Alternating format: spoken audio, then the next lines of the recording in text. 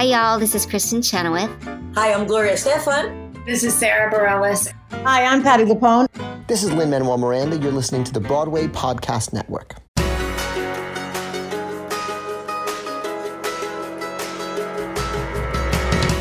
Hey everyone, I'm Alan, which means this is the Theater Podcast. This is an all-new episode with Conrad Ricamora, who you can see tearing up the dance floor, the Broadway theater in Here Lies Love 8 times a week. He grew up an army brat, moved around, had no exposure to the arts or to performing, and then found his home in performing arts and theater later on in life. And he tells the story really well, so I'm going to let him tell it and get straight into this. Of course, find me online now on Threads, Instagram, Twitter, Facebook, all the places. Leave a rating, leave a review, and everybody please enjoy this episode with Conrad Ricamora. Here you go. 1, 2, 3.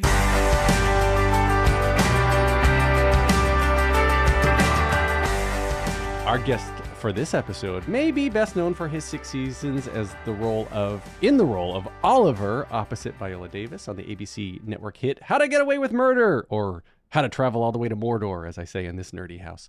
He has TV and film credits, including Fire Island, Over the Moon, Talladega Nights, and The Light of the Moon. Broadway, Off-Broadway, and regional credits include The King and I, which was his Broadway debut, Little Shop, Soft Power, and countless plays penned by none other than Will Shakespeare. He is a 2016 Human Rights Campaign Visibility Award recipient and 2017 Equality California Award recipient, and can now be seen in the Broadway hit Here Lies Love, reprising his role of Aquino, which he developed 11 years ago in the original Off-Broadway workshop. I will get into that. Conrad Ricamora, holy crap, man. Welcome to the Theater Podcast. Hi, thanks. It's good to be here. So I want to just kick into this real quick and talk about the awards, because these awards are very cool. So the Human Rights Campaign Visibility Award, what is that?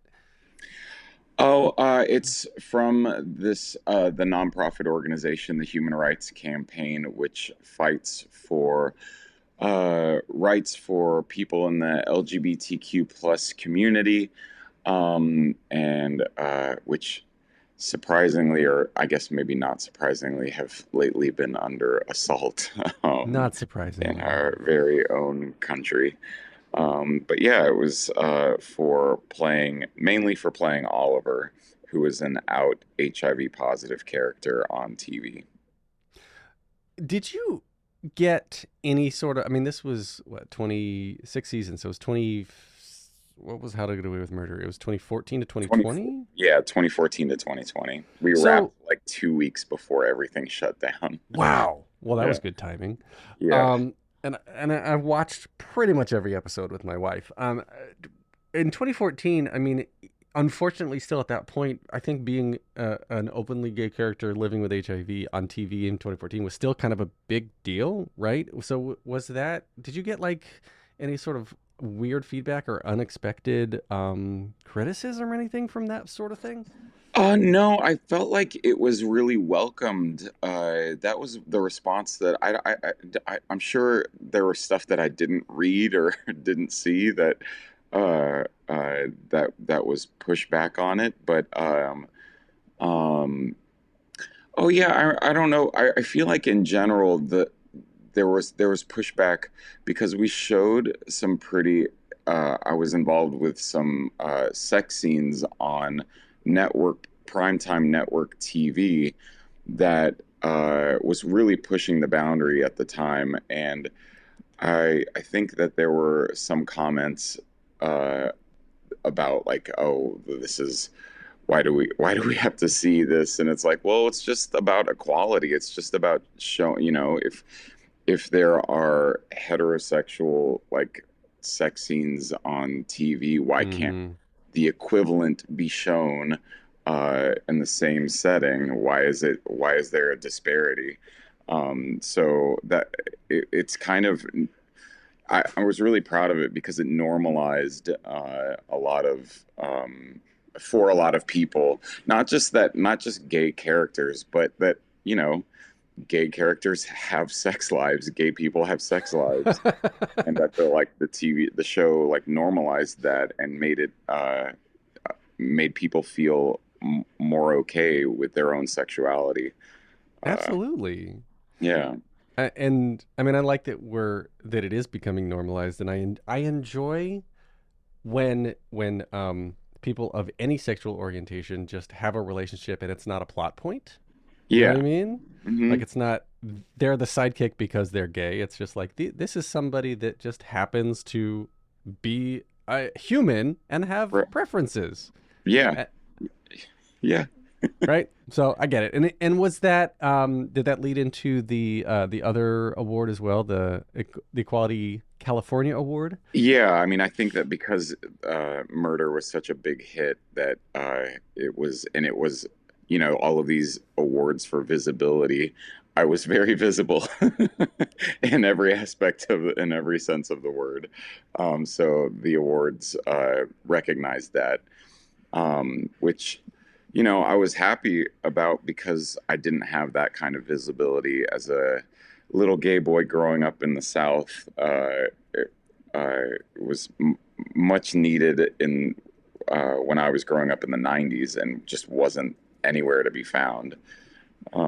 So yeah, it was. I was happy to be providing that acceptance and visibility to people now. So Here Lies Love is such an interesting show, and the fact that it was I mean, there's many things. In 2004, the concept album came out with David Byrne and Fatboy Slim co-created it, and it had two different runs off Broadway, and then it had a Seattle out of town. Oh, well, no. 2013, 2014 off Broadway, 2014 in London, 2017 in Seattle, and then now on Broadway. Yeah. Yeah, we had a run. The first run in public at the public was 2013, and then the London run, I think, was after that. And then we went back to the public in 2014 because they couldn't find a space that would allow us to tear up the seats of a theater. And then 2017 in Seattle. But yeah, it had a hard time finding a home because it's so. I mean, you have to literally renovate a theater. Right. So that was going to be one of my questions, was if you knew whether or not the original concept was to turn a massive stage into a nightclub. No, I never asked David or Alex if that was the goal.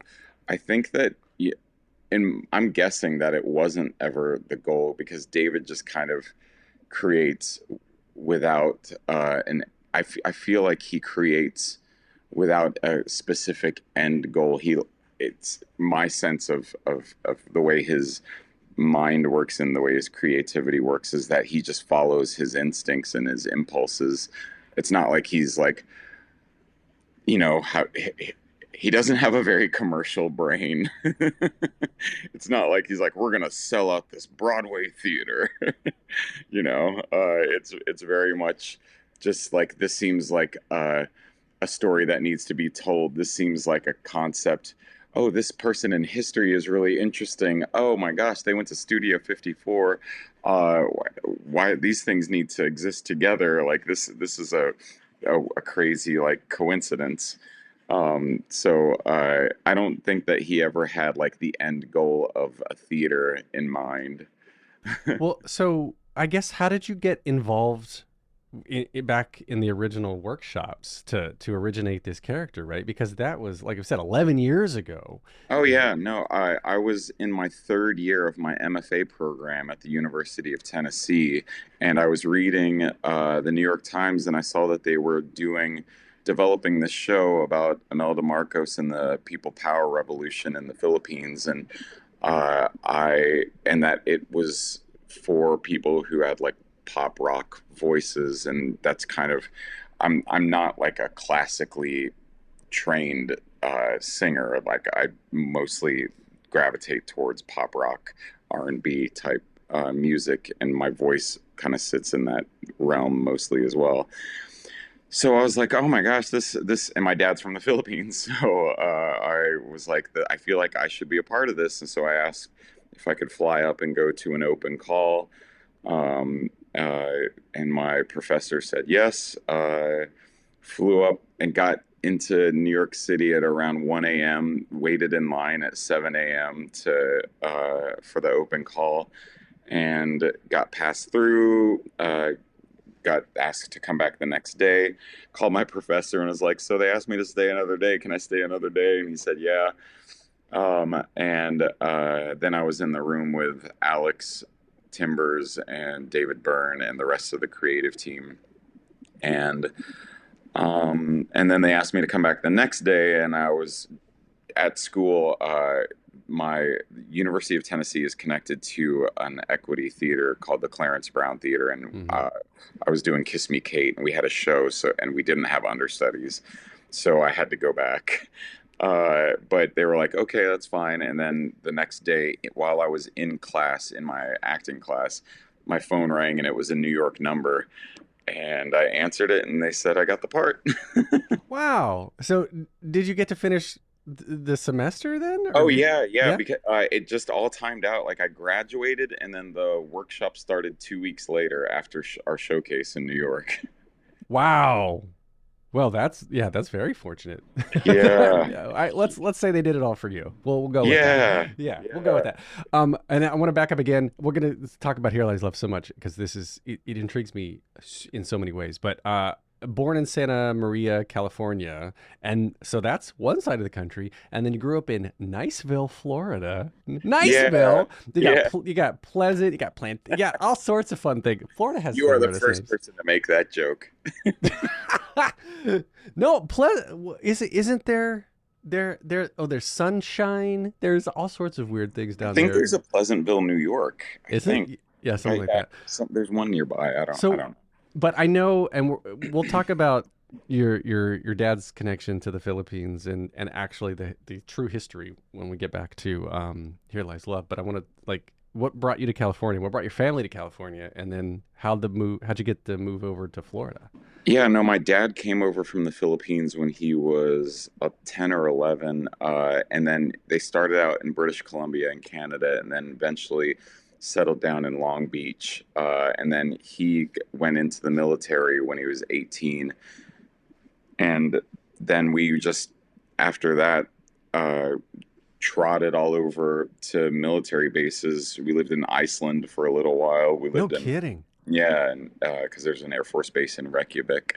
Right. And then we lived in Denver. And then Florida, was middle school through high school was in Florida.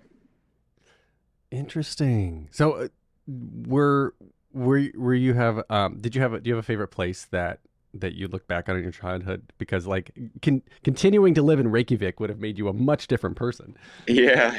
No, I still want to go back because I was pretty young, but I do have memories of it. But I really like Denver. We were there for 2 years, and I remember really liking it there. Yeah. Oh, the mountains. I mean, you can't beat that. I love the West Coast for the same reason. You just have beach and mountains right there. And then Denver is just this clear air. And then Florida, screw Florida for many reasons. I know. I mean, yeah, Florida's going through a lot of stuff. Florida's going through a buttload of things. All right, we're going to take a quick break for an ad or two. Stay tuned. And now we're back.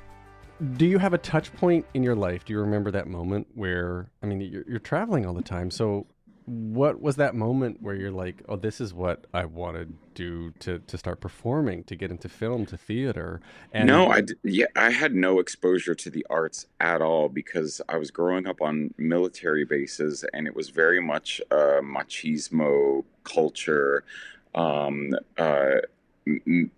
Men and boys expressing themselves in any way was not just not allowed. And so even though I was traveling around and living in different areas, I was pretty much, our home base was the Air Force bases. And it wasn't until I went away to college that I went to the theater for the first time. And took an acting class there in my junior year of undergrad, and that's when it kind of exploded for me. I mean, when I was a little kid, I liked to sing and dance, like just in my bedroom and like making up little routines. But then I remember a certain point around fifth, sixth grade when it was like, oh, this is very clear that this is no longer allowed, that I have to like, or I'm Oh. going to get beat up every single day. And that was just the reality of, there was no outlet for it, so I couldn't. There was nowhere for me to put it. That's interesting. I sort of had the reverse because I as a little kid I was in chorus and like boys chorus and some theater stuff in Clearwater, Florida. Like I was in Gainesville and in Clearwater, Florida, and then I moved to North Carolina. And I know you were in Charlotte at one point. I moved Yeah. to Wilkesboro, North Carolina when I was about 10, I think 10 or 11. Can't remember now. And in North Carolina, that's where I wasn't allowed to express myself anymore. Oh, wow. Yeah. Well, I mean, Southern Florida is very different than North. I mean, the part of Florida I grew up in was right below Alabama. You drive 30 minutes Oh, north. the Panhandle. Oh, yeah. Yeah. Yeah. And you're in Alabama in 30 minutes. So that area is very, very different than like Clearwater, St. Pete, Tampa, Miami, Gainesville, like Mhm. Jacksonville, like Orlando, like all of those areas are very different. Absolutely. Yeah, I feel that. So then what was your original major then if you didn't get into theater until junior year? I was a psych major, and I played tennis really competitively. Went to school to undergrad on a tennis scholarship, and I really liked psychology. I like the idea of the psychology of performance on a tennis court. To me was so fascinating, and what makes people get into this zone sometimes where they block out all of the noise, and what gets in the way sometimes, and these expectations of winning and losing, and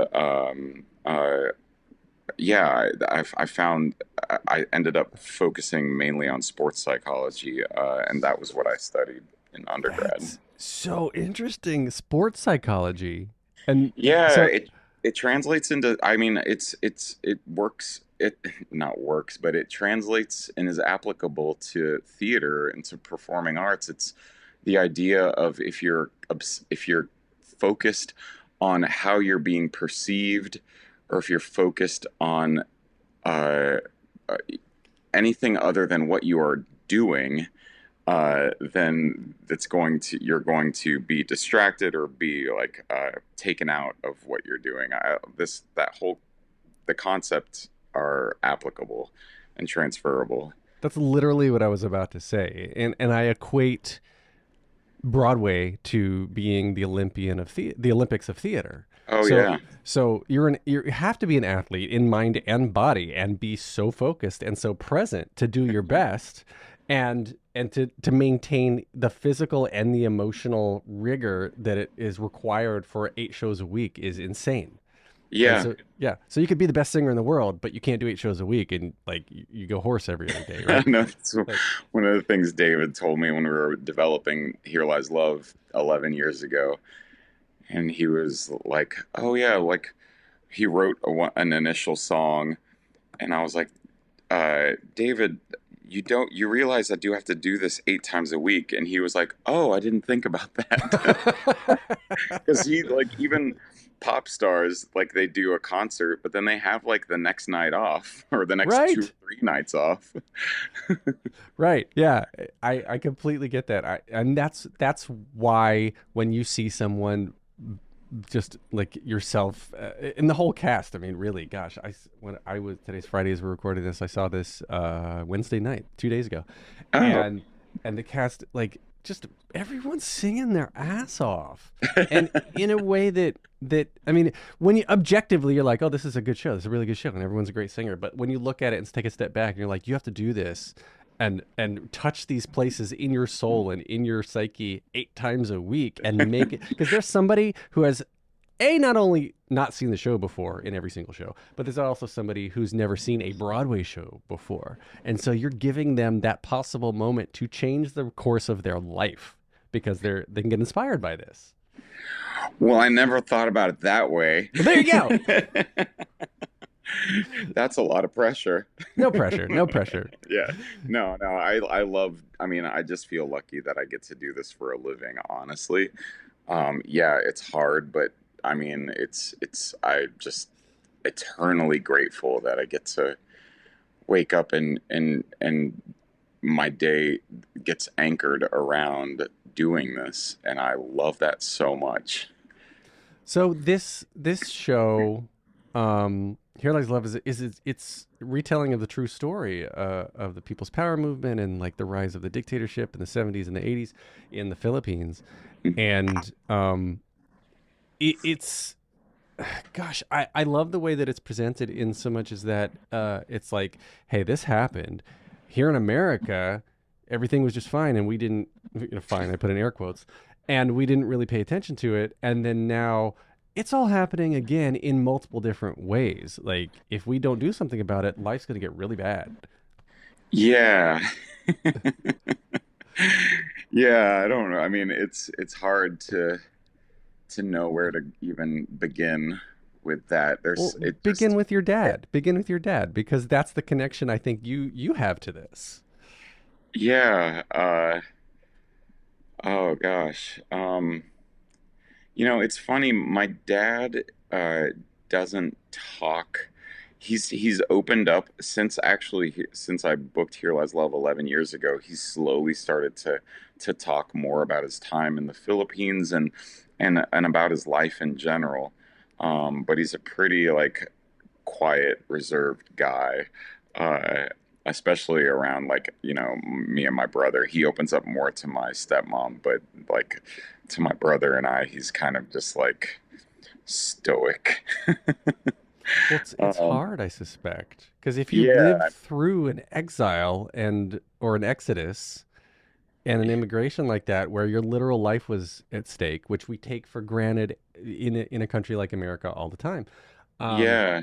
Well, and there's somebody at the stage door last night was just like, and wasn't Filipino, and they were like, I had no idea about this history, and I was like, me neither. My dad came over here and very much wanted to assimilate and wanted to become as American as possible in order to survive and succeed. And so I think that's why he didn't teach my brother and I Tagalog or Visayan, the two dialects that he spoke in the Philippines, that he didn't teach us a word. Wow. When we were growing up, because I think that he came over and saw, how hard it is to make it here as someone who has an accent, someone who's from a different culture. And I mean, even today, it's the way that we treat, especially brown-skinned folks that come over to this country, who have darker skin and speak with an accent or speak a different language. America has not been super kind, and still to this day is, yeah. We think it was okay, and it was just swept under the rug. It wasn't clean. It wasn't improved. No. Yeah. Well, and the Philippines was an American colony for many years, and so it's very much our histories with the Philippines and America are very much intertwined and interconnected and tangled up in a lot of knots, in ways that this show is helping, I think, all of us in the cast untangle and make sense of our own identities for the first time. Right. That's what I was going to ask about. Is it's an all-Filipino cast, which I think this is the first time that's ever happened on Broadway, right? Yeah. Yeah. So setting history there, and a lot of the cast is young, on the younger side, and like on the early to mid late 20s. 20s is younger. Oh yeah. Right? No. I remember you said that the show happened 11 years ago. Christina, who plays my wife in the show and other ensemble roles in the show, like the first week of rehearsal, she was like, "Oh yeah, when you guys did this at the Public, I was 11." And I just was like, get out.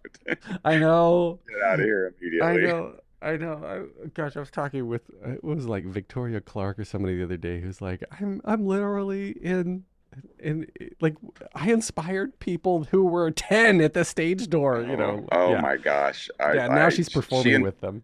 Yeah, well, I mean, Kimberly Akimbo was the first time I had seen her on stage, and it Phenomenal. was life-changing for me.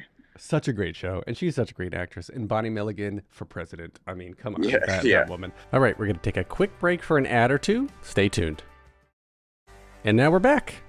So, but what I was getting at was now you've got your castmates who are probably 2, if not 3 generations removed from from this actual historical event and the events of that time period, who didn't, like you said, maybe didn't even know about it, or who have parents or heritage that didn't talk about it.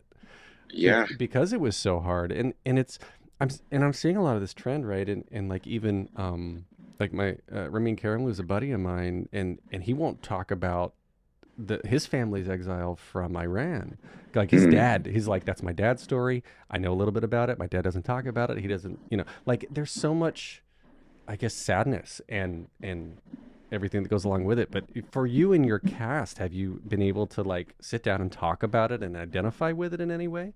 Well, I think the way that we identify it is exactly what we were talking about a little earlier, is that it's so urgent in our own country right now to learn this history and learn how democracy in another country was, so easily turned upside down and taken away. Things that we have taken for granted for so many decades in this country, just having the right to vote, the right to choose our leaders, and then through our show, through Here Lies Love, to see how quickly that can be manipulated and taken away, is something that I think we all feel is very tenuous right now in our own lives. So that's the connection. That's, our parents can still have their stories, but it's our job right now to learn from different pasts, different histories, and different governments. And right now we're doing that with Here Lies Love with the Philippines, to see how fragile our own democracy is. Yeah. No, I get that, because I was going to say, imagine, in an alternate universe, the January 6th insurrection was successful. Yeah. And so in some parallel universe, we now have a dictatorship or a martial law of sorts where administration didn't accept the outcome and then they just took over and that's it. Well, yeah, and I mean, it's still having effects on, people who are members of the LGBTQ community, with the Supreme Court that was put into place from the previous administration. It feels like our rights are still being taken away.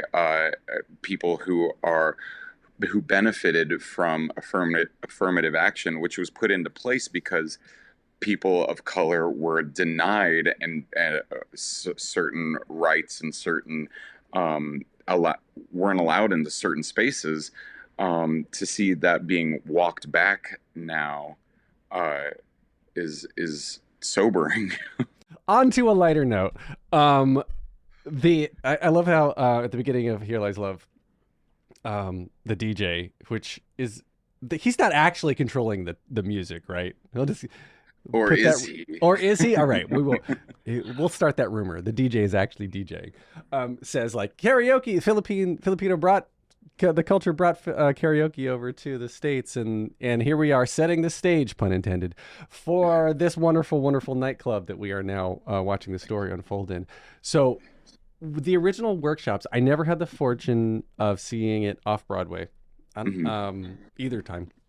But when you figured out, or when you were told or shown concept or of what Broadway was gonna be, was that something that you were like, oh yeah, this is cool, or like, holy crap, what are we gonna do with this? Because I imagine as a performer, it's so unusual to literally be in the midst of a crowd of people and walking among them and through them and above them and having them look down on you. Like I was literally, I was seat A1 on the side of the stage behind what would be the proscenium, looking down on people's heads, the performers' heads. Yeah. I mean, because I've done it so many times now, I got used to it early on, but I do remember like the first, at Williamstown, and then the first run at the Public, just being like, well, I have no idea what this is going to feel like when we get out on stage. I have no idea how people are going to react when we're, brushing up against them as we run through the audience. And, but let's see. And luckily it was received, really, really positively. Yeah, in terms of it happening in a proscenium, it doesn't really happen in a proscenium anymore. We've completely transformed a Broadway theater into a nightclub, and I think that's the cool thing, is that we've transported people who are walking into a Broadway theater, and you can feel people's excitement to see the space and be in the space for the first time. That it's just you're completely transported to a Studio 54 type club. My jaw hit the floor. Like as soon as I went through the doors past the box office, I was just like, this is insane. And there's coat check right there, just like a regular club, right? Because you're on the dance floor. You don't want big bags or coats hanging around. But then you go through, and it was so cool for me to walk. You're walking basically through the wings to get onto the dance floor, to go back out into what traditionally would be backstage. And when I said about the proscenium earlier, is from my seat, if I look straight up into the fly, I'm looking at the backside of where the original proscenium was. Yeah, which is kind of cool, because you can see like the bones of the theater, but then you can see what we've transformed it into. Oh, it's so cool. Yeah. And do you have a contingency plan if the set pieces don't move? Have you gone through plan B and plan C for that? Oh yeah, stuff? we just hold. But hold. It's only happened so far. It's only happened once. Oh really? Yeah. So Greg, our stage manager, gets on the God mic, and it's just like any show. Yeah, the stage manager just gets on the mic and says, "Actors hold." Yeah. Oh, it's so cool though, and I love the use of the projections and the lights, and I mean the whole thing is beautiful. It is such a beautiful set, and the music, of course, David Byrne and Fatboy Slim, equally great, and the story itself, again, amazing. But coming out of, I guess we're still in previews now as we're recording this. So the show is it still being tweaked, or are you mostly set at this point? Mostly set. They're small. I mean, up until a week ago, we completely restaged one of my numbers where I start in the mezz, and that was wild. But yeah, I feel it's starting to feel like, okay, we've found what this version of the show is, and you can feel it crystallizing now, and I can see in the creative team when we come to rehearsals every day that it's like I can feel their excitement about we've taken this big leap. I would think that like this past Sunday and Monday's shows, you could feel like, okay, something has clicked. Yeah. All of a sudden, and now it's just diction. Yeah, diction. Stuff like that. Like you can really lean into your roles now because you're not thinking about where to go so much. Yeah.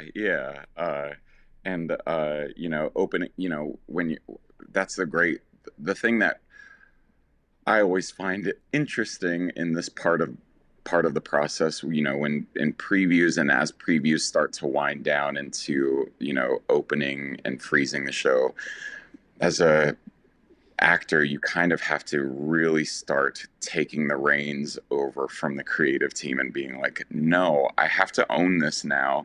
I need, like, I really have got to, and in times like pushing back and being like, well, I know what you're saying, but from my experience on stage, this is what the experience is, and this is how, if you change, if sometimes I feel like creative teams can start getting a little bit like bored, and so they're looking for something just change, and you're like, well, if you change this one little moment, you are not thinking about the way I've created this arc, like through all of these separate other beats. It changes the next beat and the next beat and the next beat, and you really I think have to start sticking up for your character as previews start winding down and being like, okay, it's time to solidify this and shut it down. Like you have to lock your own psyche. Yeah.